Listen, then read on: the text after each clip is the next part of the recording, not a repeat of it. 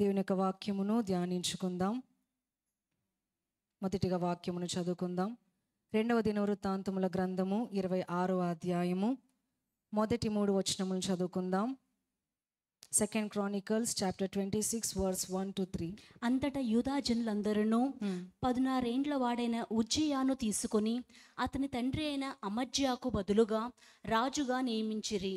అతడు ఏలతను కట్టించి రాజుగు తన తండ్రి అతని పితరులతో కూడా నిద్రించిన తరువాత అది యూదా వారికి తిరిగి వచ్చినట్లు చేసెను.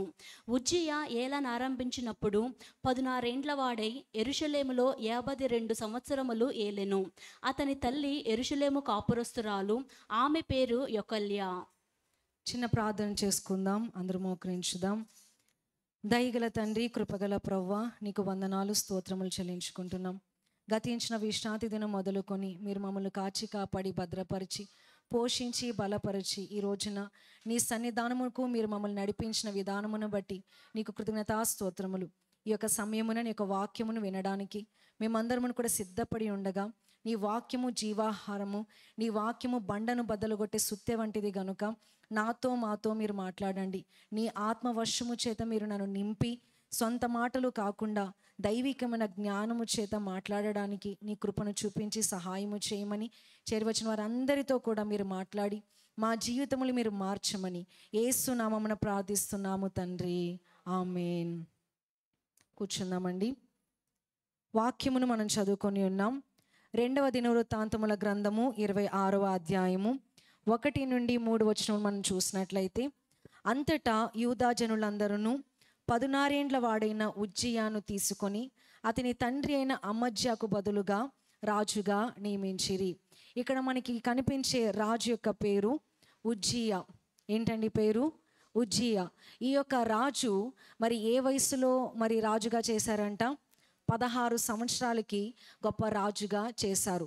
మరి అందరూ కూడా చక్కగా గమనించాలి. మరి ఎవరైనా 16 సంవత్సరాలకి మరి స్కూల్కి వెళతారు, 10th క్లాస్ చదువుతారు. కానీ ఈ యొక్క యవనస్తుడిని 16వ సంవత్సరమున మరి రాజుగా మరి చేసినట్లుగా వాక్యము సెలవిస్తుంది. అతని తండ్రి అయిన అమజ్యాకు బదులుగా ఈ ఉజ్జియాను మరి రాజుగా మరి చేశారు. ఎందుకంటే అమజ్య యథార్థవంతుడుగా జీవించలేదు కాబట్టి ఇశ్రాయేలు ప్రజలే అమజ్యను తరిమి తరిమి చంపారు. గనుక మరి ఒక రాజు కావాలి గనుక వారికి కుమారుడైన ఉజ్జియాను 16 సంవత్సరాలకే రాజుగా చేసినట్లుగా మరి లేఖనాలు సెలవిస్తున్నాయి. మరి అతను చనిపోయిన తర్వాత, అమజ్య చనిపోయిన తర్వాత మరి ఈ యొక్క ఉజ్జియా 3వ వచనములో ఏలనారంభించినప్పుడు 16 ఏండ్ల వాడై యెరూషలేములో 52 సంవత్సరములు ఏలెను. ఎన్ని సంవత్సరములండి? 52 సంవత్సరములు. మరి ఈ ఉజ్జియా మరి ఈ యొక్క యూదా రాజుల అందరిలో కన్నా మరి ఎక్కువగా మరి యొక్క రాజ్యమును ఏలినట్లుగా మరి వాక్యములో మనము చూస్తున్నాము. ఈ యొక్క ఉజ్జియా యొక్క తండ్రి పేరు అమజ్య, తల్లి పేరు యొకల్యా. ఏంటండి? తండ్రి పేరు అమజ్య, తల్లి పేరు యొకల్యా. మరి ఇద్దరి దంపతులకు మరి రాజ దంపతులకు పుట్టిన కుమారుడే ఉజ్జియా అని మరి లేఖనంలో మనము చూస్తున్నాం. ఈ ఉజ్జియాకి ఇంకొక పేరుంది, అజర్యా. ఈ ఉజ్జియాకు ఇంకొక పేరుంది, అజర్యా. మీరు గతించిన నెలల్లో ఉజ్జా గురించి నేను చెప్పాను. ఈయన ఒక్కడు కాదు, ఈ ఉజ్జియా రాజు. కనుక మరి ఈ వాక్యమును మరి శ్రద్ధగా విందాం. ఈ ఉజ్జియా రాజు యొక్క జీవితము నుంచి ప్రస్తుతపు కాలములో అనేకమైన పాఠములు మనము నేర్చుకోవాలి. మరి చిన్న వయస్సులోనే మరి రాజుగా మారిన ఇక ఉజ్జియా 16 సంవత్సరాలు అనగా మరి టీనేజ్లో ఉన్నప్పుడు మరి రాజుగా మరి బయలుదేరిన ఉజ్జియాను దేవుడు అభిషేకించాడు. ఈ ఉజ్జియా తన తండ్రి వలె మరి భక్తిహీనముగా జీవించకుండా మరి భక్తితో జీవించాడు కాబట్టి, దేవునిని ఆశ్రయించాడు కాబట్టి దేవుడు గొప్ప కార్యాలు ఉజ్జియా జీవితంలో చేశాడు. ఉజ్జియా జీవితము వలె మనము కూడా జీవించినప్పుడు దేవుడు ఏ మేలును చేయక మానడు అని మరి లేఖనాలు మనకి సెలవిస్తున్నాయి. మరి ఉజ్జియా రాజు మరి చాలా చిన్నవాడు, చాలా చిన్నవాడు అయినా కానీ దేవునిని వెతికాడు అని మరి లేఖనాలు మనం చూస్తున్నాం. ఇక్కడున్న యవ్వన బిడ్డలు అందరూ కూడా మరి నాది చిన్న వయసు, మరి పెద్ద వయసు వచ్చిన తర్వాత భక్తిగా జీవిస్తానులే అని అనుకోకూడదు. ఉజ్జియా రాజు వలె మరి చిన్న వయసు అయినప్పటికీ మనము దేవుని అంటుకట్టి జీవిస్తే చిన్నప్పటి నుంచే దేవుడు ఆశీర్వదించడం ప్రారంభిస్తాడు. పిన్నలనేమి పెద్దలనేమి యెహోవా యందు భయభక్తులు గలవారిని ఆయన ఆశీర్వదించును గనుక మరి చిన్నవారైనా కానీ దేవుని యందు భయభక్తులు కలిగి జీవిస్తే ప్రపంచమంతా నీ పేరు తెలిసేలాగున దేవుడు ఆశీర్వదిస్తాడని దేవుని యొక్క వాక్యము సెలవిస్తుంది.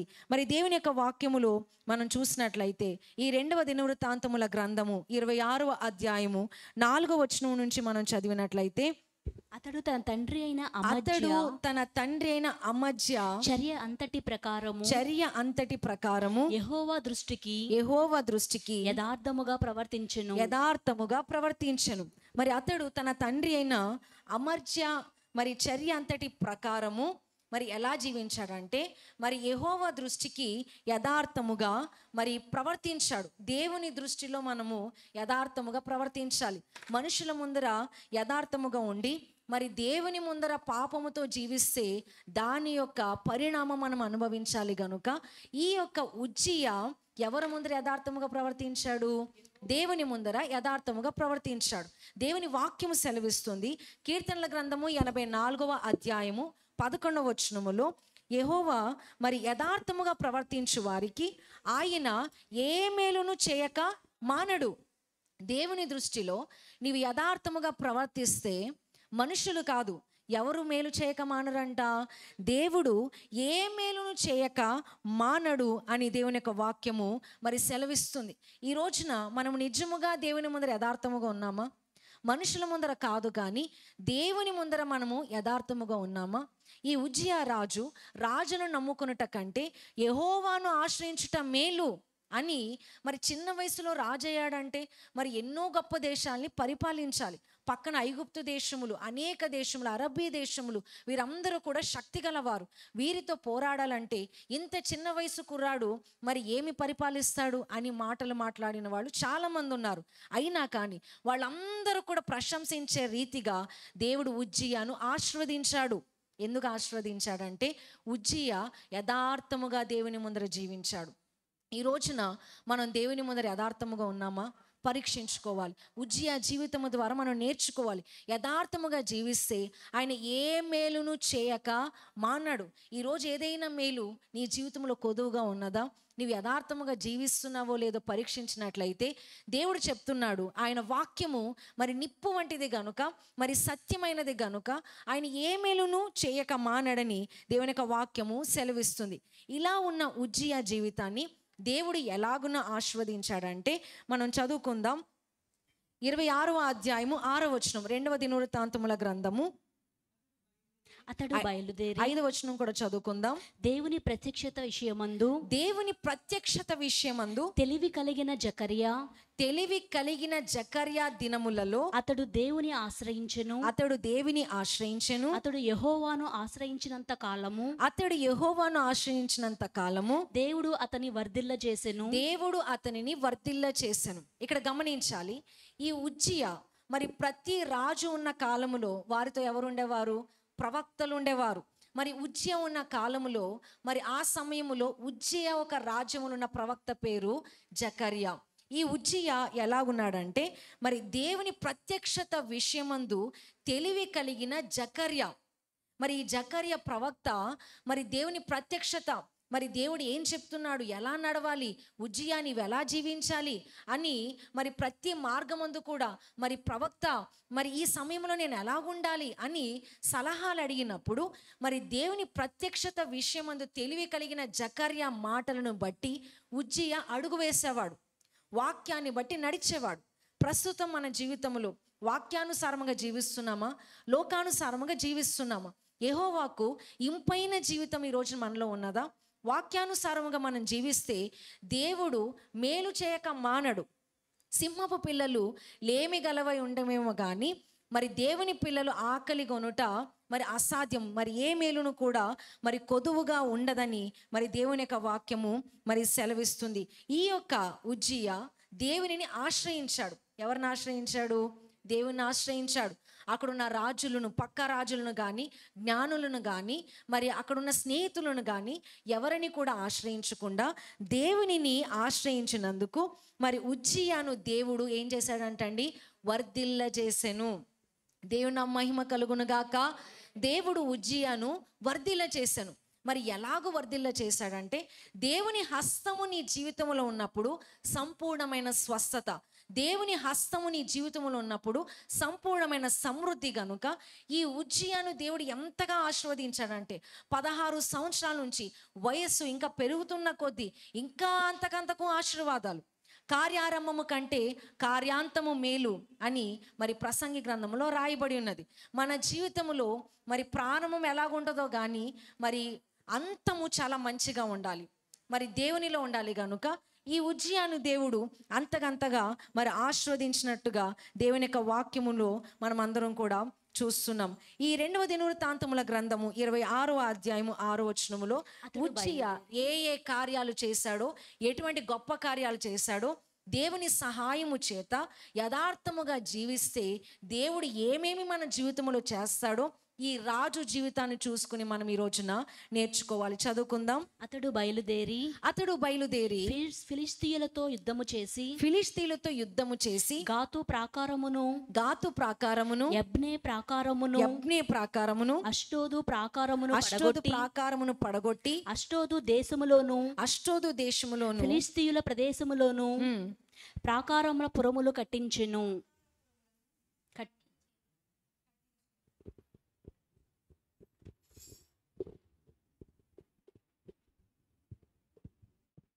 మరి యొక్క ఉజ్జియా ఏం చేశాడంటండి? మరి అనేకమైన ప్రాకారములను, అన్య రాజుల యొక్క ప్రాకారములను పడగొట్టి, మరి చిన్న రాజే, మరి చిన్నవాడైనా కానీ మరి పెద్ద పెద్ద కార్యములను ఇక్కడ పూనుకున్నాడు. మరి ఇక్కడ చూసినట్లయితే మరి ప్రాకారములను మరి కట్టించినట్లుగా దేవుని యొక్క వాక్యము మరి సెలవిస్తుంది. దేవుని యొక్క సహాయము ఉజ్జియాకు అందినట్లుగా ఇక్కడ మనకి తేట తెల్లగా కనిపిస్తుంది. 7వ వచనం చదువుకుందాం. ఫిలిష్తీయులతోనూ గూర్బయులలో నివసించిన అరబీయులతోనూ మెహూనీయులతోనూ అతడు యుద్ధము చేయగా దేవుడు అతనికి సహాయము చేసెను. దేవుని మహిమ కలుగునుగాక. ఈ చిన్న రాజు యుద్ధం చేస్తే ఎవరు సహాయం చేశారంట? దేవుడు సహాయం చేశాడు. దేవుడు ఊరికనే సహాయం చేయడు.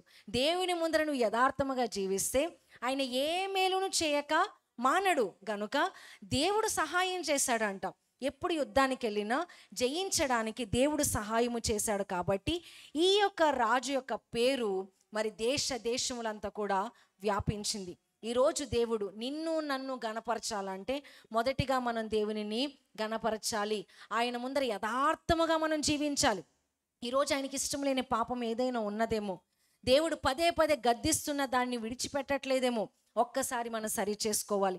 ఈ చిన్న రాజైన ఉజ్జియా చేసినట్టుగా మనం యథార్థముగా జీవిస్తే దేవుడు మరి గొప్ప కార్యములు మన జీవితంలో జరిగిస్తారు. ఈ యొక్క 9వ 8వ వచనంలో చూసినట్లయితే ఈ చిన్న రాజుకు మరి వేరే రాజులు ఏమేం చేస్తున్నారంటే, అమ్మోనీయులు ఉజ్జియాకు పన్నిచ్చువారైరి. చాలా బలమైన మరి ఈ రాజు మరి ఈ దేశం వాళ్ళు ఉజ్జియాకి ఏమి ఇచ్చారంట? దే పే ట్యాక్సెస్, మరి పన్నిస్తున్నారంట. వీళ్ళందరూ కూడా ఈ యొక్క ఉజ్జియా రాజుకు పన్నిచ్చువారుగా ఉన్నప్పుడు అతడు అధికముగా బలాభివృద్ధి నొందెను. గనుక అతని కీర్తి ఐగుప్తు మార్గ ప్రదేశములన్నిటను వ్యాపించెను. మన పేరు వ్యాపించాలంటే మన సొంత శక్తితో కాదు, మన గణపరచబడాలంటే సొంత శక్తితో కాదు. నీవు చేయవలసినది ఒకటే.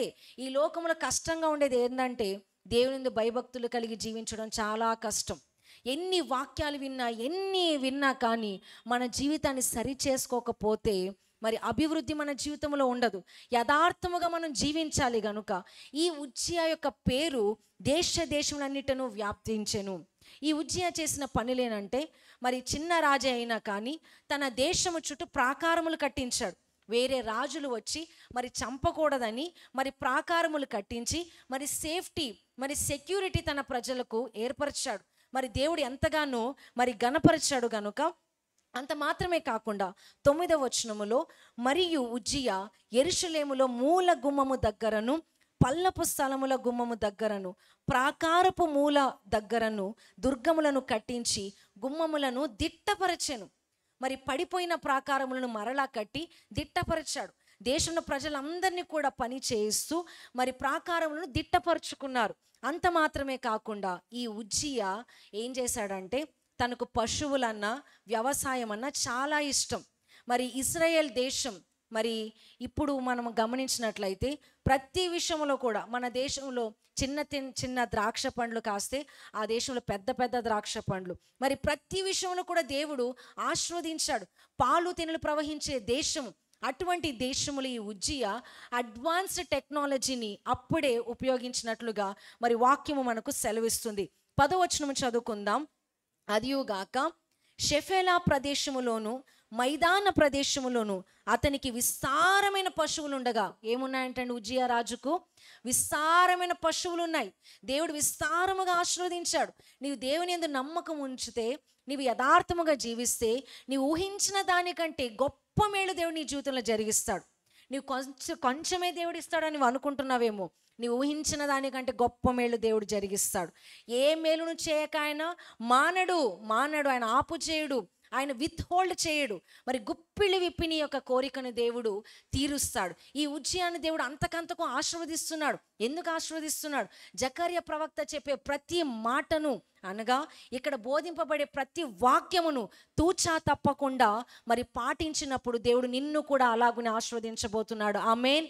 మరి ఉజ్జియా రాజును దేవుడు ఆశీర్వదిస్తూ మరి అనేకమైన మరి పశువులు ఉండగా అతడు అరణ్యములో దుర్గములు కట్టించి అనేకమైన బావులు త్రవ్వించెను. ఏం చేశాడంటండి? బావులు త్రవ్వించాడు.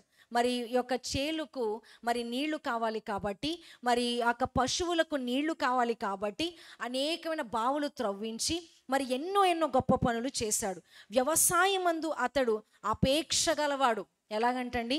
వ్యవసాయమందు ఇష్టము గలవాడు గనుక పర్వతములలోను కర్మేలులోను అతనికి వ్యవసాయకులను ద్రాక్ష తోట పనివారును కలిగి ఉండిరి. అనేక సార్లు మనం గమనించినట్లయితే కొండల ప్రాంతములో మరి టెర్రస్ గార్డెనింగ్, మరి ఆ యొక్క మరి కొండలు ఉన్నా కానీ వాటిని మరి బద్దులుగా చేసి మరి అనేకమైన పంటలు పండిస్తారు మన యొక్క నార్త్ సైడ్ దేశములో. మరి ఈ యొక్క టెక్నాలజీ, ఈ యొక్క మరి వేని మొదటిగా మొదలుపెట్టిందే ఉజ్జియా. దేవుని నా మహిమ కలుగును గాక. దేవుడు జ్ఞానము దయచేవాడు. యెహోవా యందు భయభక్తులు కలిగి ఉన్నట్టయే జ్ఞానానికి మూలము, వివేచనకు ఆధారము గనుక ఈ ఉజ్జియా మరి ఈ వ్యవసాయాన్ని చేస్తున్నాడు. ఎలాగనగా మరి ఈ యొక్క కర్మేలు పర్వతం ప్రతి చోట కూడా మరి ద్రాక్ష తోట పనివారు అనేక చోట ఉన్నారు. మరి ద్రాక్ష తోట లెవెల్గా ఉండే భూమి మీద మన దేశంలో చూస్తాము, కానీ ఇశ్రాయేలు దేశములో మరి ఈ కొండల ప్రాంతములో మరి లెవెల్గా మరి యొక్క వ్యవసాయం చేసినట్లుగా మరి ఉజ్జియా మనకి ఇక్కడ కనిపిస్తుంది. ఈ యొక్క అగ్రికల్చర్ విషయంలో కాదు, కానీ మరి ఈ విషయంలో కూడా మరి ఇంకా ఏ విషయంలో ఉజ్జియా మరి సాధనము చేశాడంటే, మరి చదువుకుందాం 13వ వచనంలో. ఆర్మీ సెక్యూరిటీ, మరి యుద్ధం చేయడానికి సైనికులు చాలా మంది ఉన్నారు. మరి వాళ్ళందరికీ కూడా ఈ ఉజ్జియా ఏం చేశాడంటే, ప్రస్తుతము యెరూషలేములో ఈ యొక్క ప్రపంచంలోనే బలమైన ఆర్మీ ఎవరిదండి? ఇశ్రాయేలీలే. మరి ఇశ్రాయేలు ఎంతో బలంగా ఉంటారు. మరి వాళ్ళు మరి వెంటనే మరి ఉద్యోగానికి వెళ్ళకూడదు. ఫస్ట్ ఆర్మీలో జాయిన్ అవ్వి ఒక 2 సంవత్సరాలు మిలిటరీలో ఉండి తర్వాత ఎక్కడికి వెళ్ళాలి? మన ఉద్యోగాలు చేసుకోవాలి కనుక మరి స్త్రీలు పురుషులు అందరూ కూడా అక్కడ మిలిటరీ ఫోర్స్లో ఉంటారు. ఈ ఉజ్జియా మరి వారికి ఏమి చేశాడంటే 13వ వచనములో, రాజునకు సహాయము చేయుటకై శత్రువులతో యుద్ధము చేయుట యందు పేరు పొందిన పరాక్రమశాలులైన 3,07,500 మంది గల సైన్యము వారి చేతి క్రింద ఉండెను. ఎంతమంది అండి? ఎంతమంది సైనికులు? 3,07,500 మంది సైనికులు ఉజ్జియాకు ఉన్నారు. ఈ ఉజ్జియా చూసినట్లయితే పెద్దవాడా పోని చిన్నవాడే, కానీ గొప్ప సైన్యం ఈయన వెనకున్నది. ఈ సైన్యం అంతటికీ కూడా ఈ ఉజ్జియా ఏం చేస్తున్నాడంటే మరి తర్వాత చూసినట్లయితే 14వ వచనములో ఉజ్జియా ఈ సైన్యం అంతటికి డాళ్లను, ఈటెలను, శిరస్త్రాణములను, కవచములను, విల్లులను, వడిసెలను చేయించెను. మరి ఈ అందరికీ కూడా 3,07,500 మందికి ఇండివిజువల్గా ఏం చేస్తున్నాడంట, డాళ్ళు, ఈటెలు, మరి శిరస్త్రాణములు, కవచములు అందరికీ కూడా చేయించాడు ఉజ్జియా. ప్రతి ఒక్కరిని కూడా పట్టించుకున్నాడు. ఇవన్నీ కూడా దేవుని మాటను బట్టి మరి అడుగు వేస్తున్న ఉజ్జియాను దేవుడు ఆశీర్వదిస్తున్నాడు. ప్రతి అడుగును కూడా మరి దేవుని వాక్యము చేత నడుస్తున్నాడు ఉజ్జియా. అందుకే దేవుడు ఆశీర్వదిస్తున్నారు. అన్య దేశపు ప్రజలు ఎవరు వచ్చినా కూడా గెలవలేకపోతున్నారు. ఎందుకు? దేవుని భయము. దేవుని భయము. ఈరోజు కుటుంబంలో మనం అందరమును కూడా దేవుని భయము కలిగి జీవించాలి. అప్పుడు దేవుడు మనకందరికీ కూడా జయమును దయచేస్తాడు. ఈ ఉజ్జియాను దేవుడు ఎంతగానో మరి ఆశీర్వదిస్తూ ఉండగా మరి 15వ వచనంలో చూసినట్లయితే మరియు అతడు అంబులనేమి పెద్ద రాళ్లనేమి ప్రయోగించుటకై ఉపాయశాలులు కల్పించిన యంత్రములను యెరూషలేములో చేయించి దుర్గములలోను బురుజులలోను ఉంచెను. అతడు స్థిరపడు వరకు. ఇక్కడ గమనించినట్లయితే ఇంత మాత్రమే కాదు, మీరు అనేక సార్లు గమనించాలి. మరి వేరే వేరే దేశములో మరి ఒడిసెలను మనం ఎలా ఉపయోగిస్తామో, చిన్న రాయి పెట్టి ఎలా ఉపయోగిస్తామో, యెరూషలేము దేశములో అప్పటి కాలములో స్కిల్ఫుల్ మ్యాన్ మరి మషిన్స్ యూజ్ చేసి మరి శత్రువులను జయించడానికి పెద్ద పెద్ద ఒడిసెల లాంటి మరి స్ట్రక్చర్స్ని తయారు చేసి పెద్ద పెద్ద రాయిల్ని వేరే దేశము వాళ్ళు వచ్చినప్పుడు విసిరివేయడానికి పరికరాల్ని చేయించిన మొదటి రాజు ఉజ్జియా. దేవుని మహిమ కలుగును గాక. మనమందరం కూడా చూసినట్లయితే అక్కడ ఎంత గొప్ప పని చేయిస్తున్నాడు ఉజ్జియా. మరి ఎలా చేస్తున్నాడంటండి, మరి పెద్ద పెద్ద బండ రాళ్లను మరి చేయడానికి ప్రయోగించడానికి ఉపాయశాలులను ఏర్పరిచాడు, మషిన్స్ని ఉపయోగించాడు. ఇప్పుడు అడ్వాన్స్డ్గా మీరు యెరూషలేములో చూసినట్లయితే ఎవరైనా మరి బాంబులు వేయడానికి వస్తే మరి ఆటోమేటిక్గా మరి వాళ్ళు లోనికి మరి ఆ యొక్క మషిన్స్ తీసుకువెళతాయి. మరి అండర్ గ్రౌండ్లో దాక్కుంటారు, ఎవరు వచ్చినా ఏమీ చేయలేరు. ఇదంతా కూడా దేవుడు ఉజ్జియా రాజుకు బయలుపరిచాడు. తన నమ్మిన బిడ్డలను దేవుడు ఎప్పుడు కూడా అర్ధాంతరంగా చంపివేయడు. ఆయన నమ్మి నువ్వు యథార్థముగా జీవిస్తే నీ జీవితంలో ఎలా రక్షణ కల్పించాలో దేవునికి తెలుసు. కనుక ఉజ్జియా రాజు గొప్ప గొప్ప పరికరాలను చేయిస్తూ మరి ఆశ్చర్యకరమైన సహాయము ఉజ్జియాకు అందిందంట. ఎవరి దగ్గర నుంచి అండి? దేవుని దగ్గర నుంచి. హల్లెలూయా. ఆశ్చర్యకరమైన సహాయం. మన జీవితంలో దేవుడు సహాయము చేయాలంటే యథార్థముగా జీవించాలి. ఆశ్చర్యకరమైన సహాయం, ఏ మార్వలెస్ హెల్ప్ ఫ్రమ్ గాడ్. మరి గొప్ప సహాయము ఉజ్జియాకు అందింది గనుక మరి అతని కీర్తి దూరముగా వ్యాపించెను. ఏమైందంటండి? దూరముగా వ్యాపించెను. మరి ఇప్పుడు స్థిరపడ్డాడు ఉజ్జియా. మన జీవితంలో కూడా ప్రారంభములో ఏమీ లేని వారుగా ఉన్నప్పుడు, మన జీవితంలో ఏమీ లేనిగా ఉన్నప్పుడు మన భక్తి జీవితం ఎంతో గొప్పగా ఉంటుంది. అవునా కాదండి? దేవుణ్ణి అంటుకట్టుకొని జీవిస్తాం. ప్రవ్వా నేను భక్తిగా జీవిస్తాను, మరి నేను ఎంతో ప్రార్థన చేస్తాను, వాక్యము దేవుడు అంటూనే మనం ఉంటాం. మరి ఉజ్జియా రాజు కూడా అలాగే ఉన్నాడు. మరి నా తండ్రిని ఇశ్రాయేలు ప్రజలే చంపేశారు. ఎందుకు చంపారంటే భక్తిహీనంగా జీవించాడు కాబట్టి వాళ్ళే చంపేశారు. కానీ నేను అలా ఉండకూడదు, దేవుని యందు భక్తి కలిగి జీవించాలని భక్తిగా జీవించినప్పుడు దేవుడు గొప్ప మేలు ఉజ్జియా జీవితంలో చేశాడు. వేరే రాజులు వచ్చి పన్నిచ్చేవారు. ఇంతగా దేవుడు ఉజ్జియాని ఆశీర్వదించినప్పుడు ఎన్నో గొప్ప కార్యాలు, దేవుడు గొప్ప ఆధిక్యతను ఉజ్జియాకి ఇచ్చాడు. మన జీవితంలో కూడా అడుగు వాటన్నిటికంటే, ఊహించి వాటన్నిటికంటే గొప్పగా ఏమీ చేయలేదా? చేసిన వాళ్ళు దేవుని మరి చేతులు పైకెత్తుదాం. దేవుడు మన అందరి జీవితంలో మేలు చేశాడా లేదా? అప్పుడు మన భక్తి జీవితం ఎలా ఉంది ఒకసారి ఊహించుకోండి. నేను నీ మీద ఒక నేరము మోపాలి, మొదటి ప్రేమ నీలో లేదని ప్రకటన గ్రంథంలో 2వ అధ్యాయంలో దేవుడు రాయించాడు. ఈ రోజున దేవుని మీద ఉన్న మొదటి ప్రేమ ఈరోజు నీకు ఉన్నదా? దేవుని నిర్లక్ష్యం చేస్తున్నాం కదా, మనుషులకి ఎక్కువ భయపడుతున్నాం, కానీ నిన్ను చూస్తున్న దేవుని నువ్వు భయపడుతున్నావా? మరి దేవుని యథార్థత కలిగి నువ్వు జీవిస్తున్నావా? చిన్నవారైనా పెద్దవారైనా ఎవరు చూడకపోయినా ఎవరు చూస్తున్నారంట మనల్ని?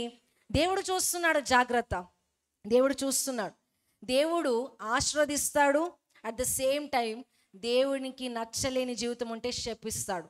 గనుక దేవునికి ఇష్టమైన జీవితం జీవించాలి. మరి ఇంతవరకు ఉజ్జియా చేసిన కార్యాలను ఎందుకు చెప్పానంటే, దేవుడు చేసిన కార్యాలు మనం తలంచుకోవాలి. ఆయన యథార్థముగా జీవించినప్పుడు దేవుడు గొప్ప కార్యాలు జరిగించాడు. మరి అతని కీర్తి, అతను వెళ్ళకపోయినా వేరే దేశపు రాజులు వచ్చి పన్ను చెల్లించేవారు. ఎంత గొప్ప స్థితి! మనం ఏదైనా గొప్పగా ఉన్నప్పుడు మనకి తెలియకుండా వేరే దేశం వాళ్ళు వచ్చి మనకి ఎప్పుడైనా మరి ఘనత కానీ పన్ను చెల్లించడం కానీ జరిగిందా?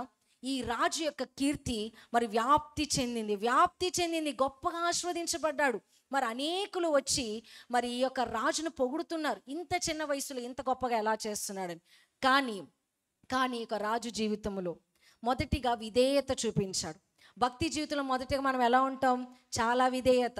సమయానికి దేవుని మందిరానికి వస్తాం, ప్రార్థన ప్రతి విషయంలో. కొన్నిసార్లు మరి ఆదివారం తప్పిస్తే వేరే రోజునే మనం బైబిల్ తీయం, దుమ్ము పట్టి కర్చీఫ్తో తుడుచుకొని వస్తూ ఉంటారు చాలామంది. కుటుంబ ప్రార్థన చెయ్యం, దేవునిని ప్రేమించం, పూర్ణ హృదయంతో ప్రేమించం. ఈ రోజున దేవుడు అడుగుతున్నాడు, మరి కడవరి దినములో విశ్వాసుల్లో నేను విశ్వాసమును కనుగొందునా అని దేవుడు ఈ రోజున అడుగుతున్నాడు. ఈ ఉజ్జియా జీవితంలో కూడా అదే జరిగింది. మనం అందరం కూడా చదువుకుందాం. 2వ దినవృత్తాంతముల గ్రంథము 26వ అధ్యాయము 16వ వచనం మనం చదువుకుందాం. అయితే అతడు స్థిరపడిన తరువాత అతడు మనస్సున గర్వించి చెడిపోయేను. గమనించారా? అనేక సార్లు ప్రవ్వా నాకు ఇవ్వు అంటాం. ఇచ్చిన తర్వాత దేవుణ్ణే మర్చిపోతాం. మనసులో ఏమొచ్చేస్తుంది? ఇది నా శక్తితో జరిగింది, నాకు అదృష్టం పట్టింది అని లేనిపోని మాటలు మనం మాట్లాడుతూ ఉంటాం. కానీ దేవుడు ఇవ్వకపోతే నీకు ఏదైనా వస్తుందా? దేవుడు మనుషులకు హృదయాన్ని పక్షాన్ని కరిగించకపోతే నీకు ఏదైనా వస్తుందా? దేవుడే చెయ్యాలి గనుక దేవుణ్ణి మర్చిపోకూడదు. ఈ ఉజ్జియా రాజు ఏం చేశాడంటండి? స్థిరపడిన తరువాత after getting strong Uzziah forgot God. ఏం చేశాడంట? హృదయములో గర్వం వచ్చింది. దేవుడు అహంకారాలు ఏం చేస్తాడంట? ఎదిరిస్తాడు. ఈ రోజున అహంకారమైన మనస్సు నీలో ఉంటే దేవుడు నిన్ను ఎదిరిస్తాడు. చాలా జాగ్రత్తగా ఉండాలి. దేవుని వాక్యం మనకి చెప్తుంది. మరి 1 కొరింథీయులకు రాసిన పత్రిక 15వ అధ్యాయం 10వ వచనములో, 1 కొరింథీయులకు రాసిన పత్రిక 15వ అధ్యాయం 10వ వచనములో, అయినను నేనేమై ఉన్నాను అది దేవుని కృప వలననే అయ్యున్నాను. ఈ మాట మనం చెప్పగలమా? ఈరోజు మనం చెప్పగలమా అండి? అయినను నేనేమై ఉన్నాను అది దేవుని కృప వలన మాత్రమే. అంతే కదండి. ఈరోజు మనం అందరం కూడా ఏమైతే ఉన్నామో దేవుని ఫేవర్, దేవుని యొక్క కృప వలన మాత్రమే.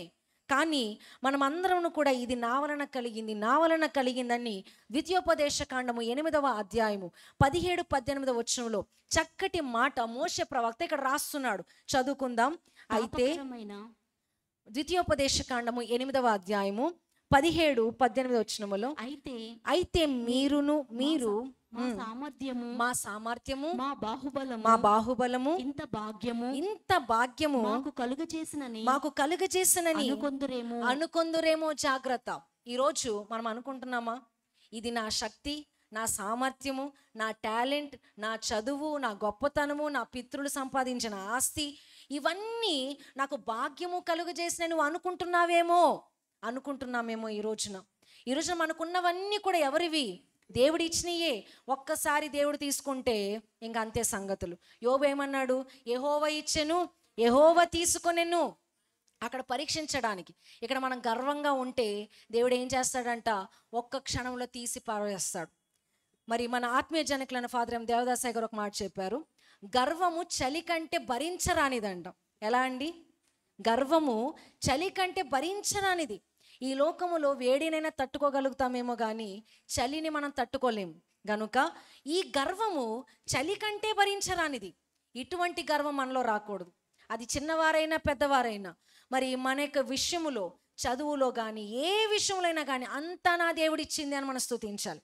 ఎవరైనా ఏ విషయాన్ని మిమ్మల్ని పొగిడినప్పుడు మీరేం చెప్పాలి? ఇది నా దేవుడిచ్చింది, నేనేమై ఉన్నాను అది దేవుని కృప, ఇది నా శక్తి కాదు, నా సామర్థ్యం కాదు, నా భాగ్యం అంతకంటే కాదు, నా అదృష్టం అంతకంటే కాదు. మరి ఈ రోజు నుంచి గర్వముగా మనం జీవించకూడదు. 18వ వచనం ఉంది, కాగా నీ దేవుడైన యెహోవాను జ్ఞాపకము చేసుకొనవలెను. ఎవరిని జ్ఞాపకం చేసుకోవాలి? దేవుని జ్ఞాపకం చేసుకోవాలి. మనం రక్షణ పొందినప్పటి నుంచి మరి దేవుడు చేసిన మేళ్లను ఒక డైరీలో, ఒక పేపర్ ఇస్తే మీరు రాయగలరా? దేవుడు గొప్ప గొప్ప మేళ్ళు చేశాడు. వాటిని అన్నిటిని మనం రాయగలమా? చాలా మర్చిపోయి ఉంటాం. అడిగినప్పుడు మాత్రం ఏడుస్తూ ప్రభువా ఇది నాకు ఇవ్వు అని అడుగుతాం. కానీ ఇచ్చిన తర్వాత కన్నీటితో ఎప్పుడైనా కృతజ్ఞతాస్తుతులు చెల్లించావా?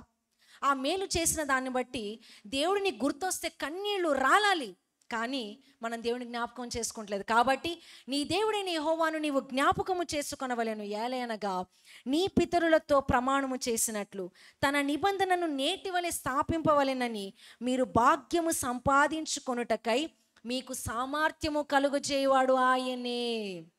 హల్లెలూయా. ఎవరిస్తున్నారు సామర్థ్యం? దేవుడిస్తున్నాడు. God gives you ability to do anything impossible.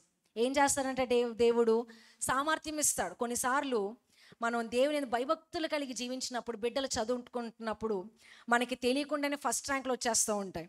మనం అనుకుంటాం, అమ్మో నేను చాలా తెలివైన వాడిని అనే గర్వం మనకు వస్తుంది. కానీ ఆ సామర్థ్యం నీకు ఇచ్చింది ఎవరు? దేవుడే. దేవుని మర్చిపోకూడదు. నా ప్రాణమ యెహోవాను సన్నుతించుము, నా అంతరంగమున సమస్తమా యెహోవాను సన్నుతించుము, ఆయన చేసిన ఉపకారములలో దేనిని మరవకూడదు. చాలాసార్లు మనకు మతిమరుపు వచ్చేస్తూ ఉంటుంది. ఏ విషయంలో మతిమరుపు రావాలి మనకి? ఎవరైనా తిట్టినా నిందలు వేసినా వాటిని మర్చిపోవాలి. కానీ మనము దేవుడు చేసిన మేళ్ళు మర్చిపోతూ ఉంటాం. అయ్యో అప్పుడు మొక్కుకున్నాను కదా, దేవునికి ఇవ్వలేదే అని మనకి మతిమరుపు వస్తుంటుంది. కానీ దేవుడు చెప్తున్నాడు, నీవు దేవుణ్ణి జ్ఞాపకము చేసుకోవాలని దేవుని యొక్క వాక్యము సెలవిస్తుంది. దేవుని యొక్క వాక్యములో ఎలాగో రాయబడి ఉన్నదంటే, మరి దేవుని యొక్క వాక్యంలో మనం అందరం కూడా చూద్దాం. సామెతల గ్రంథము 16వ అధ్యాయము 18వ వచనములో ఇలాగో రాయబడి ఉన్నది.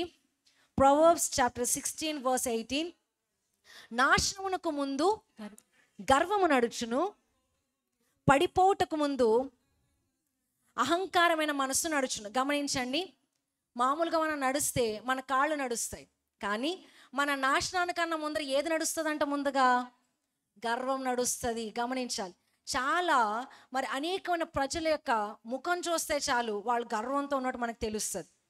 మరి గర్వపు చూపు దేవునికి నచ్చదు.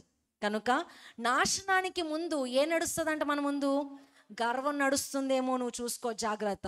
పడిపోవుటకు ముందు అహంకారమైన మనసు నడుచును. గనుక ఈ యొక్క ఉజ్జియా రాజు ఏం చేశాడంటే, ఇప్పుడు చదువుకుందాం. 2వ దినవృత్తాంతముల గ్రంథము 26వ అధ్యాయము 16 నుండి 18వ వచనములో, అయితే అతడు స్థిరపడిన తరువాత అతడు మనస్సున గర్వించి చెడిపోయెను.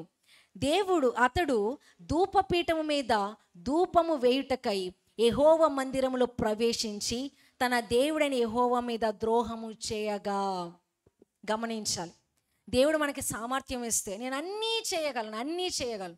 కానీ దేవుని వాక్యం చెప్తుంది, ఈ కొన్ని నువ్వు చేయకూడదు, ఈ పాపం నువ్వు చేయకూడదు అని దేవుడు గద్దిస్తూ ఉన్నా ఏం పర్లేదు, నేనేం చేసినా నా డబ్బు నన్ను ఆదుకుంటుంది, నా పలుకుబడి నన్ను ఆదుకుంటుంది అనే గర్వం మన హృదయంలో చాలాసార్లు వస్తుంది. జాగ్రత్త, హృదయములో మనం గర్వించకూడదు, దేవుడు చూస్తాడు. గనుక ఈ ఉజ్జియా రాజు ఏం చేశాడంటే, అప్పటికి జకర్యా ప్రవక్త చనిపోయాడు గనుక దేవాలయములో ఎవరు ఉండాలి? దేవుని యొక్క మందసము దగ్గర యాజకులు ఉండాలి, లేవీయులు ఉండాలి. కానీ ఈ యొక్క ఉజ్జియా, దేవుడు నన్ను ఆశీర్వదిస్తున్నాడే, ఇంకా యాజకులకేమి నేనేమి తక్కువ కాదు అని జకర్యా ప్రవక్త చనిపోయాడు కనుక నేనేం చేయాలి? ఇప్పుడు ఆ ప్రవక్తలందరినీ పక్కన పెట్టి నేను వెళ్ళి దేవునికి వేయాలి, మరి ధూపము వేయాలి అని మరి అహరోను కుమారులు చేయవలసిన పనిని ఉజ్జియా చేయడానికి ఇక్కడ సిద్ధపడ్డాడు. మనసున గర్వించి ఈ ఉజ్జియా మరి ఏం చేశాడంటే, యెహోవా మీద ద్రోహం చేశాడు. ఎవరి మీద ద్రోహం చేశాడు? యెహోవా మీద. ఇక్కడున్న మన అందరిలో 90% దేవుని మీద ద్రోహం చేస్తూనే ఉన్నాం. ఎవరికి ద్రోహం చేస్తున్నాం? మనుషులకు కాదు, దేవుని మీద ద్రోహం చేస్తున్నాం.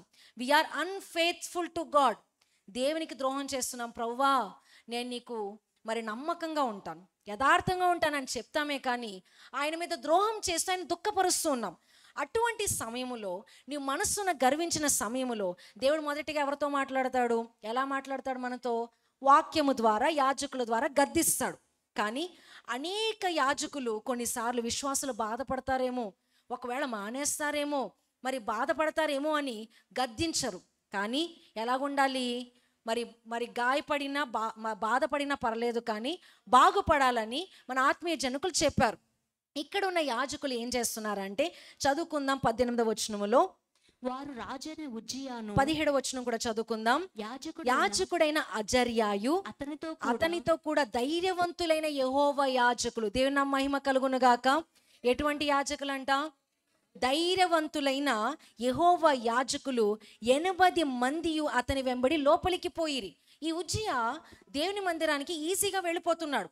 దేవుని మందిరము భయంకరమైనది, అక్కడ దేవుడు నివసిస్తాడు కనుక ఈ ఉజ్జియా వెళుతూ ఉంటే ఈయన వెనకాల 80 మంది ధైర్యము కలిగిన యాజకులు వెళ్ళి మరి ఏమని చెప్తున్నారంటే, వారు రాజైన ఉజ్జియాను ఎదిరించారు. ఇది తప్పు, నువ్వు చేస్తున్నది తప్పు, ఈ రోజున వాక్యం నేను గద్దిస్తుంది, ఈ పాపం నువ్వు చేస్తున్నావు, అది వదులుకో అని చెప్పినా కానీ మనస్సున గర్వించి మనం ఎదిరిస్తూ ఉంటాం దేవునిని. ఈ ఉజ్జియా కూడా మరి అలాగే చేస్తూ ఏం చేశాడంటే, యెహోవాకు ధూపము వేయుటకై ప్రతిష్ఠించబడిన అహరోను సంతతి వారైన యాజకుల పనియే గాని ఇది నీ పని కాదు. ఏమని చెప్తున్నారండి? ఇది నీ పని కాదు, ఈ రోజున ఈ పాపం చేయకూడదు, ఇది నీ పని కాదు, ఇది నీకు తగదు అని దేవుడు చెప్పినా పర్వాలేదు అని పదే ఆ పాపమే నువ్వు చేస్తూ ఉంటే దేవుడు చూసి చూడనట్టుగా ఉన్నాడని నువ్వు అనుకోవద్దు, నేను చూస్తున్నానని దేవుడు చెప్తున్నాడు. గనుక ఇక్కడ దేవుని మందిరములో ఈ మందసం దగ్గరికి ఉజ్జియా వెళుతున్నప్పుడు దేవుడు చూడలేదా? దేవుడు గ్రుడ్డివాడా? దేవుడు చూస్తున్నాడు, కానీ మొదటిగా హెచ్చరిస్తున్నాడు. ఉజ్జియాను హెచ్చరిస్తున్నాడు. ఎవరి ద్వారా? యాజకుల ద్వారా హెచ్చరిస్తూ ఉండగా, ఇది నీ పని కాదు, పరిశుద్ధ స్థలములో నుంచి బయటికి పొమ్ము, నువ్వు బయటికి వెళ్ళిపో, జాగ్రత్త అని చెబుతూ నీవు ద్రోహం చేసావు గనుక దేవుడైన యెహోవా సన్నిధిని ఇది నీకు ఘనత కాదు, పాపము చేయడం నీకు ఘనత కాదు. ఈరోజున దేవుడు మాట్లాడుతున్నాడు, దేవునికి ఇష్టం లేని పనులు చేయడం నీకు ఘనత కాదు, అది నీకు అవమానము, గనుక ఆ పని చేయొద్దు అని యాజకులు అడ్డుపడి 80 మంది చెప్తుంటే, ఎప్పుడైనా మనల్ని ఎవరైనా ఈ తప్పు చేస్తాను ఒక్కళ్ళు గద్దిస్తే వెనక్కి వెళతామా? లేదండి. కానీ అదే మనసు వాత వేయబడితే ఎంతమంది ఎన్ని తిట్టినా మనం పట్టించుకోం. మరి నాశనానికి ముందు గర్వం నడుస్తుంది కనుక ఈ ఉజ్జియా రాజు కంట ముందు దేవుని మందిరంలోనికి ఏం నడుచుకుని వెళుతుందంట?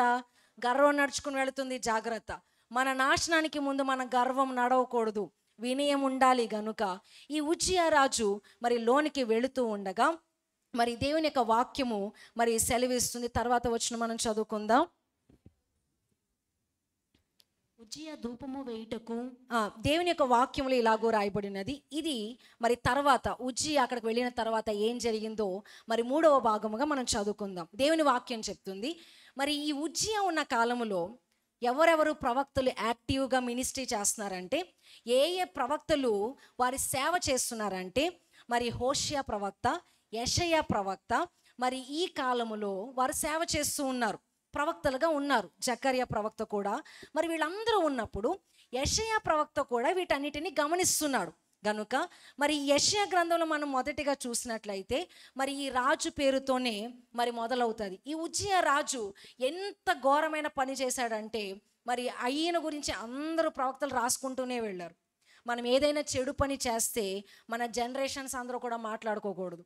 గనుక దేవుని ముందర జాగ్రత్తగా ఉండాలి. ఈ యెషయా ప్రవక్త ఆత్మలో ఉండి దేవుడి మాటలు మాట్లాడుతున్నాడు. యెషయా గ్రంథము 1వ అధ్యాయం 12వ వచనంలో చూసినట్లయితే, నా సన్నిధిని కనబడవలెనని మీరు వచ్చుచున్నారే, నా ఆవరణములను త్రొక్కుటకు మిమ్మును రమ్మన్నవాడెవడు? మీ నైవేద్యము వ్యర్థము. ఇక్కడ చూడండి, దేవుని మందిరంలో దేవుడు చూస్తున్నాడా లేదా? యెషయా ప్రవక్త ద్వారా ఉజ్జియా కొరకు దేవుడు రాస్తున్నాడు, నా సన్నిధిని కనబడవలని మీరు వస్తున్నారే, పాపం చేస్తున్నాం, మామూలుగానే ఉన్నాం, కానీ దేవుని సన్నిధిలో మాత్రం ఆదివారం పవిత్రులుగా మనం కనబడుతున్నాం. ఇక్కడ దేవుడు అంటున్నాడు, దేవుని మందిరానికి వచ్చినప్పుడు నీ ప్రవర్తనను జాగ్రత్తగా చూచుకో అని ప్రసంగి 5వ అధ్యాయం 1వ వచనంలో ఉన్నది. ఈ రోజున మన ప్రవర్తన ఎలా ఉంది? జాగ్రత్తగా ఉన్నామా? దేవుడు మాట్లాడుతున్నాడని భయము, వణుకు మనకి ఈరోజు ఉన్నదా? ఎంతో నిర్లక్ష్యం. గనుక దేవుడు అంటున్నాడు, నా సన్నిధిని కనబడవాలని మీరు వచ్చుచున్నారే, నా ఆవరణను త్రొక్కుటకు మిమ్మల్ని రమ్మన్నవాడెవడు? ఎవరు రమ్మన్నారు ఉజ్జియా నిన్ను? మందిరంలోనికి ఎవరు రమ్మన్నారు నిన్ను అని దేవుడు మరి యెషయా ప్రవక్త ద్వారా ఇక్కడ రాయించాడు. యెషయా గ్రంథము 2వ అధ్యాయం 11వ వచనములో 2వ అధ్యాయం 11వ వచనములో నరుల అహంకార దృష్టి తగ్గింపబడును, మనుషుల గర్వము అణగద్రొక్కబడును. ఆ దినమున యెహోవా మాత్రమే ఘనత వహించును. దేవుని మహిమ కలుగును గాక. దేవుని మందిరములో ఎలాగుండాలి? అవునంటే అవును, కాదంటే కాదు, అంతే. దానిని మీరు ఏదైనా చేస్తే అహంకారుల దృష్టిని దేవుడు ఏం చేస్తాడంటండి? తగ్గిస్తాడు, అణగద్రొక్కుతాడు. గనుక మరి దేవుని వాక్యం చెప్తుంది, మీకా గ్రంథము 6వ అధ్యాయం 8వ వచనములో, మనుష్యుడా ఏది ఉత్తమమో అది నీకు తెలియజేయబడి ఉన్నది. మనుష్యుడా, ఇక్కడ మనకు అందరికీ దేవుడు చెప్తున్నాడు, ఏది మంచిదో మీకు అందరికీ తెలుసు. ఇక్కడ మనకు అందరికీ తెలీదా? ప్రతిరోజు ప్రార్థన చేయాలని తెలుసా లేదండి? తెలుసు. అయినా చేస్తామా? చెయ్యము. వాక్యం చదవాలని మనకి తెలుసు, అయినా చదువుతామా? చదవం. పాపము చేయకూడదని తెలుసు, అయినా పాపం చేస్తున్నామా? అబద్ధం చెప్పకూడదని తెలుసు, అయినా అబద్ధం. త్రాగకూడదని దేవుని మరి వాక్యంలో ఉంది, అయినా త్రాగుతాం. వ్యభిచారము చేయకూడదు, అయినా వ్యభిచారం. మరి దేవుని వాక్యము అవునంటే అవును, కాదంటే కాదు, అది చేయకూడదు, అంతే. ఈరోజు దేవుని వాక్యం చెప్తుంది, ఈ తప్పు నువ్వు చేయకూడదు. మరి మనుష్యుడా ఏది ఉత్తమమో నీకు తెలియజేయబడినది కదా. మరి ఏమి చేయాలి?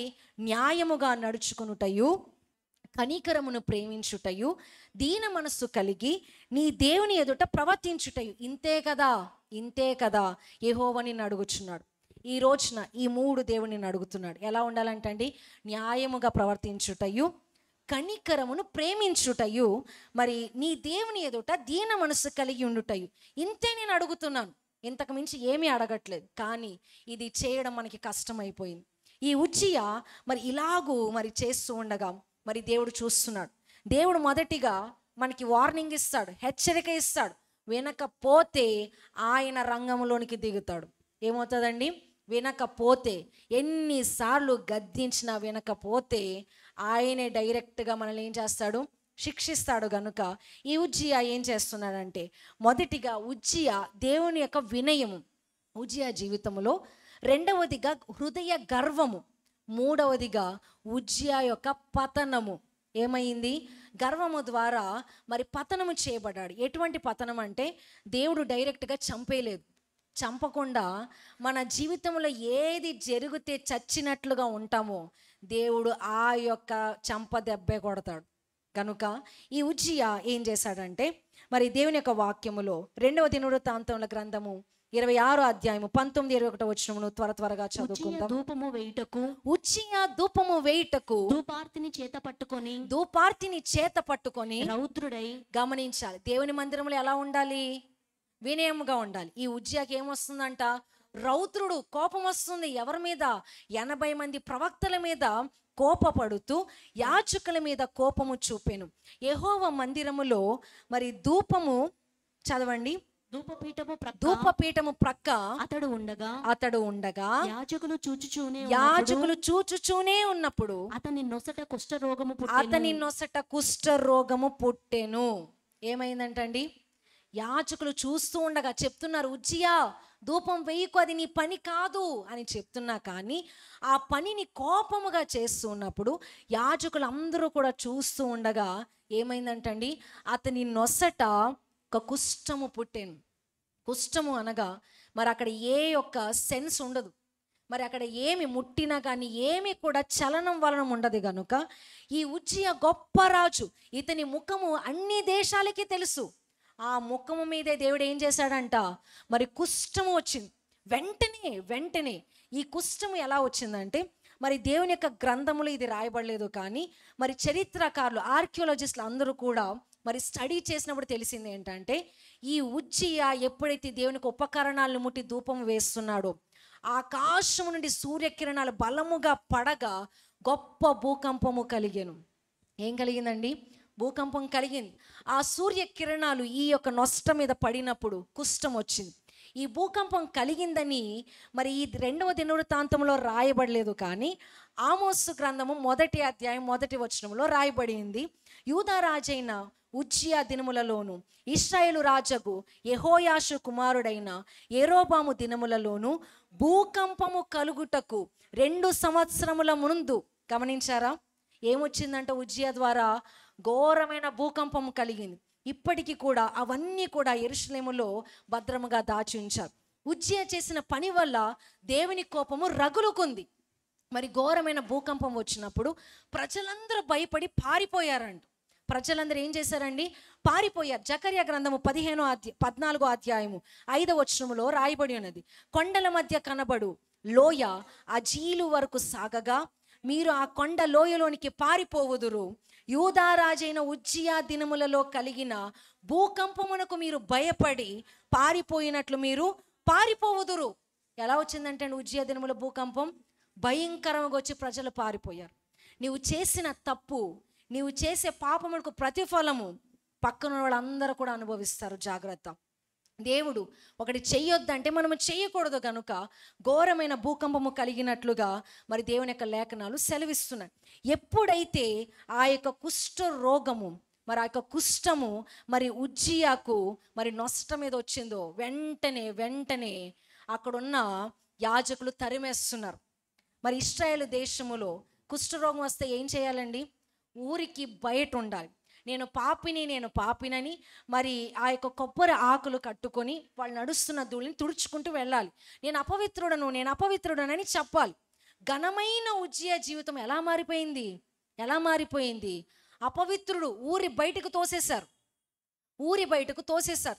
ఉజ్జియానే నన్ను దేవుడు శిక్షించాడని పారిపోయినట్లుగా దేవుని యొక్క వాక్యము మరి సెలవిస్తుంది. మన ఆత్మీయ జనకులైన ఫాదర్ ఎం దేవదాసయ్య గారు ఒక మాట చెప్పారు, తనను ఎన్ని అన్నా దేవుడు సహిస్తాడు, కానీ అభిషేకించు దైవజనుని అంటే ఆయన సహించలేరు. అక్కడున్న యాజకుల మీద ఈ ఉజ్జియా కోపపడ్డాడు. అనేక సార్లు దేవుని వాక్యం ఇది నా కొరకే చెప్తున్నారని మరి సన్నిధి మానివేసి అనేకమైన విశ్వాసులు ఉన్నారు. మరి దేవుని వాక్యం చెప్తుంది, మరి దైవజనుని అంటే దేవుడు సహించలేరు అని మరి దేవుని యొక్క వాక్యము మరి సెలవిస్తుంది. దిద్దుకొనిన వారే దీర్ఘాయుష్మంతులగుదురు, దిద్దుకొనని వారు దీర్ఘకాల చింతలో ఉందురని ఆత్మీయ జనకులు చెప్పారు. ఇక్కడ యాజకులు వార్నింగ్ ఇచ్చినప్పుడు ఉజ్జియా ఏం చేయాలి? విని వెనక్కి వెళ్ళిపోవాలి. వెళ్ళుంటే దేవుడు క్షమించుడు, కానీ ఉజ్జియాని దేవుడు క్షమించలేదు. ఇంకొక స్త్రీకి కుష్ఠరోగం వచ్చినప్పుడు యాజకుడు ప్రార్థన చేసినప్పుడు ఆ కుష్ఠము పోయింది. ఎవరండి? మిరియాము కూడా కుష్ఠరోగం వచ్చినప్పుడు మరి మోషే ప్రార్థించినప్పుడు దేవుడు స్వస్థపరిచాడు, కానీ ఉజ్జియాను దేవుడు స్వస్థపరచలేదు. ఎందుకంటే ఉజ్జియాకి తెలుసు దేవుని మందిరంలోనికి వెళ్ళకూడదని. లోకం తెలిసి పాపం చేస్తుంది, లోకం తెలియక పాపం చేస్తుంది, క్రైస్తవులు తెలిసి పాపం చేస్తున్నారు. ఉజ్జియాకు తెలుసు అది తప్పని, అయినా కానీ మరి పాపము మరి చేశాడు ఉజ్జియా. దాని ద్వారా వచ్చే పరిణామము గమనించుకోలేదు ఉజ్జియా. మరి దేవుడు మనకి హక్కులు ఇస్తే మనము చిక్కులు తెచ్చుకున్నామంట పాపం చేసి. ఇవన్నీ కూడా అయ్యగారి యొక్క సూక్తులు. ఇవి ప్రతిరోజు కూడా మనం గుర్తు చేసుకోవాలి. ప్రభువు మనకు హక్కులు ఇస్తే పాపము చేసి ఏం తెచ్చుకున్నామంటండి? చిక్కులు. ఈ ఉజ్జియా రాజు యొక్క జీవితంలో ఏమైందంటే ఊరి బయటకు వేసేశారు. ఇంకా రాజుగా ఇంకా ఎన్నో సంవత్సరాలు ఏలుదుడు. ఈ రోజున మన జీవితంలో దేవుడు ఇంకా ఆశీర్వదించాలని అనుకుంటున్నాడు, కానీ ఆ పాపములోనే ఉంటే దేవుడు గద్దిస్తాడు. జాగ్రత్త. దేవుని వాక్యం చెప్తుంది మనం అందరమును కూడా పాపానికి దూరంగా ఉండాలి అని దేవుని యొక్క వాక్యము సెలవిస్తుంది. ఇలాగునే మరి మొదటి సమూయేలు గ్రంథంలో ఏలి కుమారులైన హోఫ్ని ఫినహాసును కూడా దేవుడు హతమార్చాడు. దేవుని మందిరములో ఘోరమైన పాపము చేస్తూ ఉంటే అననీయ సప్పిరలను దేవుడు ఏం చేశాడు? మరి వారు హఠాత్తుగా మరణించారు. దేవుని మందిరంలో అబద్ధము చెప్పినప్పుడు గనుక అహరోను కుమారులను కూడా దేవుడు హతమార్చాడు. దేవుని మందిరములో వస్తూ నీ హృదయం దేవునికి తేట తెల్లగా కనిపిస్తుంది, కానీ కనిపించదలే అని ఈరోజు మరలా మందిరం నుంచి బయటికి వెళ్ళి అదే పాపము చేస్తే ఎవరు చూస్తున్నారు? దేవుడు చూస్తున్నాడు. జాగ్రత్త. మరి వీరిని ఉజ్జియాను దేవుడు ఏం చేశాడంటండి? మరి గద్దించాడు. ఆ యొక్క నొసట కుష్ఠరోగం ఉన్నప్పుడు 21వ వచనము 2వ దినవృత్తాంతముల గ్రంథము 26వ అధ్యాయం 21వ వచనం చదువుకుందాం. రాజైన ఉజ్జియా తన మరణ దినము వరకు కుష్ఠరోగి అయి ఉండెను. ఎప్పటి వరకు అండి? మరణము వరకు. ఈ కుష్ఠరోగులు ఎక్కడ ఉండాలి? మరణము వరకు. ఉజ్జియాకి లాక్డౌన్. మనకి మరి కొన్ని నెలలు లాక్డౌన్ వస్తే ఏమైపోయాం? ఎంతో సమస్య. కానీ ఉజ్జియాకు జీవితం అంతా లాక్డౌన్ అయిపోయింది. దేవుడు బంధించేశాడు ఒక రూమ్లో. తప్పు చేసిన ఉజ్జియాని ఇంకా బయటికి రానివ్వలా. దేవుడు మరి వెలివేశాడు గనుక కుష్టి రోగి యెహోవా మందిరంలోనికి పోకుండా ప్రత్యేకింపబడెను గనుక అతడు ప్రత్యేకముగా ఒక ఇంటిలో నివసించుచుండెను. తన కుమారుడైన యోతాము రాజు ఇంటి వారికి న్యాయం తీర్చేవాడుగా ఈ ఉజ్జియా ఉండిపోయాడు. రాజు నుంచి న్యాయాధిపతిగా తగ్గిపోయాడు ఉజ్జియా. గనుక మనమందరమును కూడా దేవుడు హెచ్చరించినప్పుడు జాగ్రత్తగా ఉండాలి. మరి ఘోరమైన కుష్టి రోగము మరి ఉజ్జియాకు వచ్చింది. ఈ రోజున ఆత్మీయ కుష్టి రోగంతో ఎంతమంది ఉన్నామండి? ఈరోజు వాతవేవుడైన మనస్సాక్షితో ఎంతమంది ఉన్నాం? ఎంత ఉజ్జీవంగా ఉండాలి మనం, ఎంత ఉజ్జీవంగా ఉండాలి. ఉదయకాలం 8:30కే మందిరం నిండిపోతే ఎవరు సంతోషిస్తారు? దేవుడు సంతోషిస్తాడు. అయినా మామూలే ఎప్పుడెప్పుడు త్వరగా మరి చాలా ఎక్కువ గంటలు చెప్పేస్తున్నారు అని బాధపడవద్దు. దేవుని వాక్యం ఎలాగుందో అలాగే బోధించాలి. గనుక దేవుని వాక్యానికి మనము భయపడాలి. ఇక్కడ ఎలాగున్నామో బయట కూడా అలాగే ఉండాలి. గనుక ఈ ఉజ్జియాను దేవుడు ఏం చేశాడంటండి? గద్దించాడు. మరి కుష్ఠరోగం వచ్చినప్పుడు మరి 22వ వచనములో ఉజ్జియా చేసిన ఇతర కార్యములను గూర్చి ఆమోజు కుమారుడైన మరి ప్రవక్త అయిన యెషయా రాసెను. ఉజ్జియా తన పితరులతో కూడా నిద్రించాను. మరి వయసు అయ్యాక ఉజ్జియా మరి నిద్రించాడు. మరి రాజులు మరణిస్తే ఎక్కడ పాతి పెడతారు? రాజుల పక్కనే పాతి పెడతారు. కానీ ఈ ఉజ్జియా కుష్ఠరోగి కాబట్టి పక్కనున్న పొలంలో పాతి పెట్టారండి. ఎంత మరి దౌర్భాగ్యము కదా. మరి తను చేతులారా తెచ్చుకున్న శాపము ఈ ఉజ్జియా. అనేక సార్లు తెలిసి పాపము చేస్తే మరి నీవు చేసిన పాపము కంటే నిన్ను దహించగలిగేంత ఘోరమైన అగ్ని ఇంకేదైనా ఉంటుందా అని మన ఆత్మీయ జనకులైన ఫాదర్ ఎం దేవదాసయ్య గారు చెప్పారు. మనల్ని ఏది దహిస్తుందంట? మనం చేసిన పాపమే మనల్ని కాల్చుతుంది. కనుక అంతకంటే ఘోరమైన అగ్ని ఇంకేది ఉండదు. కనుక ఈ ఉజ్జియా జీవితాంతం గుర్తుంది, నేను దేవుని మందిరంలోనికి వెళ్ళిపోయాను.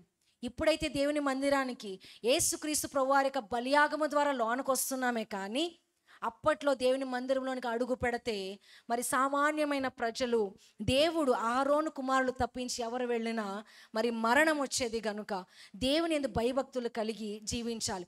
ఈరోజు దేహం అనే మందిరములోనికి నువ్వు పాపము తెస్తే, ఎవడైనా నా దేహాన్ని చెరిపివేస్తే నేను వాడిని నాశనం చేస్తానని దేవుని యొక్క వాక్యము సెలవిస్తుంది.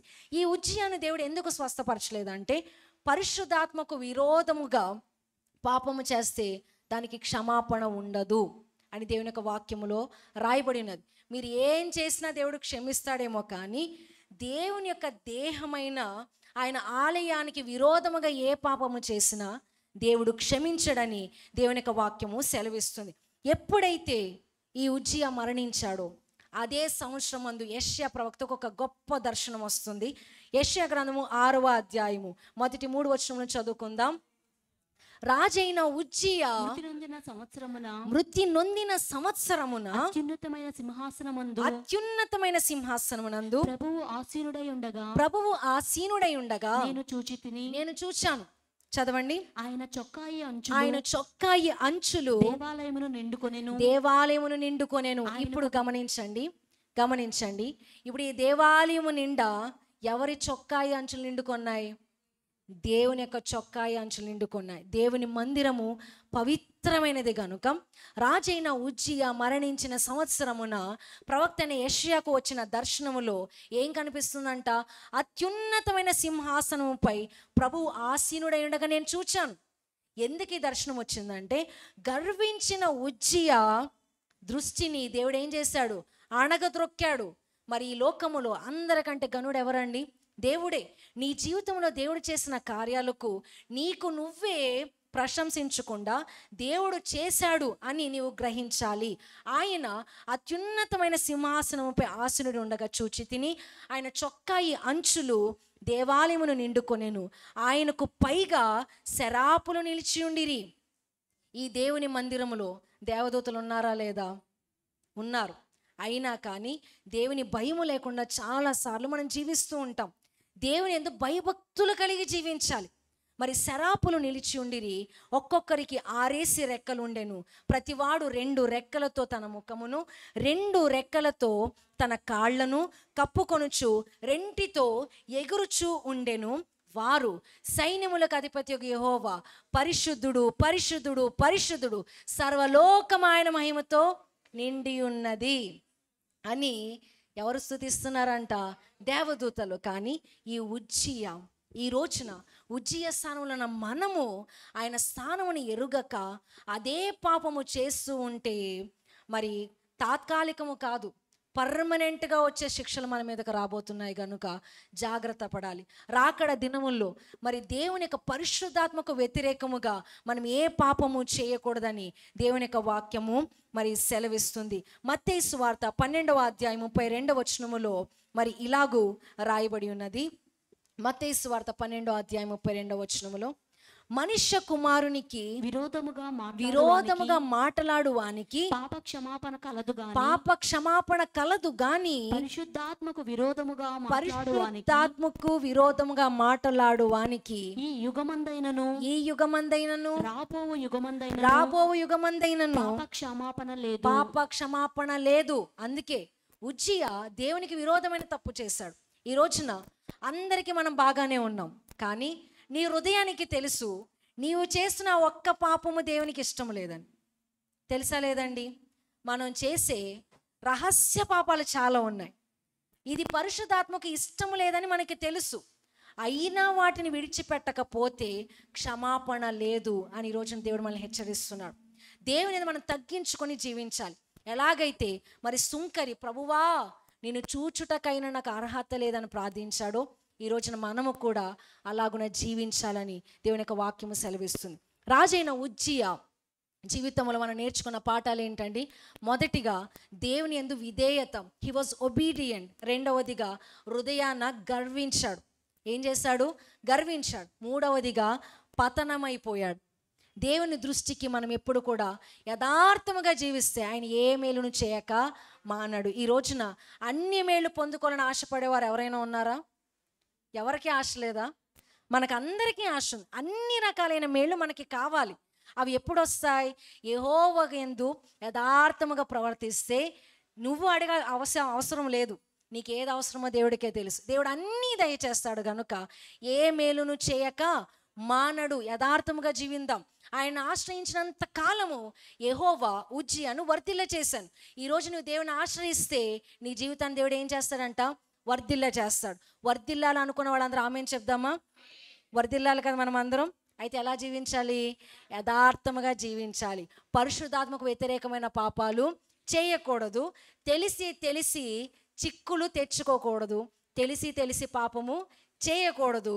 మరి గురువు మాట వింటే గుణవంతులు అవుతారంట.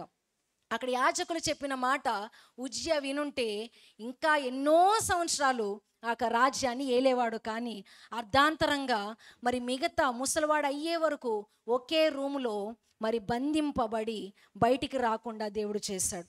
ఈ రోజున అట్టి యొక్క మరి దురవస్థ మనకి ఎవ్వరికి వద్దు. దేవుడు ఈ రోజున ఆత్మీయమైన కుష్ఠరోగంతో ఈరోజు బాధపడుతున్నామేమో, గర్వం మనలో ఉందేమో. మనకంటే ముందుగా ఏం నడవకూడదంట? గర్వం నడవకూడదు. ఎదుటి వాణి ఎడల దీన మనస్సు అనే వస్త్రం ధరించుకోవాలి. మొదటి పేతురు రాసిన పత్రిక 5వ అధ్యాయంలో ఒక మాట రాయబడి ఉంటుంది. మీరు ఎదుటి వాణి ఎడల ఎటువంటి వస్త్రం ధరించుకోవాలి?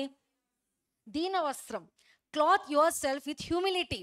ఎవరైనా ఎక్కడికైనా అకేషన్ బట్టి మన వస్త్రాలు ఉంటాయి కదండి. ఎవరికైనా మనం మంచిగా కనిపించాలంటే మంచి వస్త్రాలు ధరిస్తాం. దేవుని మందిరానికి మంచి వస్త్రాలు ధరించుకుని వస్తున్నాం. కానీ నీ ఎదుట ఎవరైనా మనిషి ఉన్నప్పుడు ఏ వస్త్రం ధరించుకోవాలంటే వెంటనే దీన మనసు అనే వస్త్రం. ఇది కనిపించదు కానీ నీ ముఖంలో కనిపిస్తుంది. ఎక్కడ కనిపిస్తుందంట? నీ ముఖంలో కనిపిస్తుంది దీన మనసు అనే వస్త్రం. కనుక ఎదుటి వాని ఎడల దీన మనసు అనే ఒక వస్త్రం నువ్వు మరి ధరించుకుంటే ఎవరైతే దేవుని ముందర తగ్గించుకుంటారో వారు హెచ్చింపబడతారు. ఎవరైతే హెచ్చించుకుంటారో తగ్గించబడతారు. కనుక ఈ ఉజ్జియా గురించి మీరు మర్చిపోవద్దు. ఉజ్జియా జీవితంలో చేసిన మరి మంచిది మనం నేర్చుకుందాం, చెడుగును మనము వదిలిపెడదాం. ఈ రోజున ఉజ్జియా రాజే తప్పు చేయలేదు. మనం అందరం కూడా అదే స్థానంలో ఉన్నాము కనుక అటువంటి పాపములు మనము చేయకూడదు. అటువంటి తప్పులు మనము చేయకూడదు. ఉన్నతమైన స్థానాన్ని దేవుడు ఇచ్చినప్పుడు మనం ఏం చేయకూడదంట? దేవుణ్ణి మర్చిపోకూడదు, మొదటి ప్రేమను మర్చిపోకూడదు. దేవుని మందిరానికి మొదటగా ఎలాగొచ్చామో అలాగే రావాలి. మొదటగా ఎలా కన్నీటి ప్రార్థన చేసావో అలాగే ఉండాలి. మొదటగా దేవుణ్ణి నువ్వు ఎలా గణపరిచావో నీవు అలాగే ఉన్నప్పుడు దేవుడు గొప్ప కార్యములు దేశములు నేను గణపరిచే కార్యములు దేవుడు మనందరి జీవితములో చేయునుగాక. ఆమేన్. అందరూ కూడా మోకరించుదాం. అందరూ కూడా మోకరించి సర్వోన్నతమైన స్థానములో ఉన్న దేవునికి మహిమను మనం చెల్లించుకుందాం. దేవా నీకు వందనాలు చెల్లించుకుంటా. ప్రవ్వా నేనేమై ఉన్నానో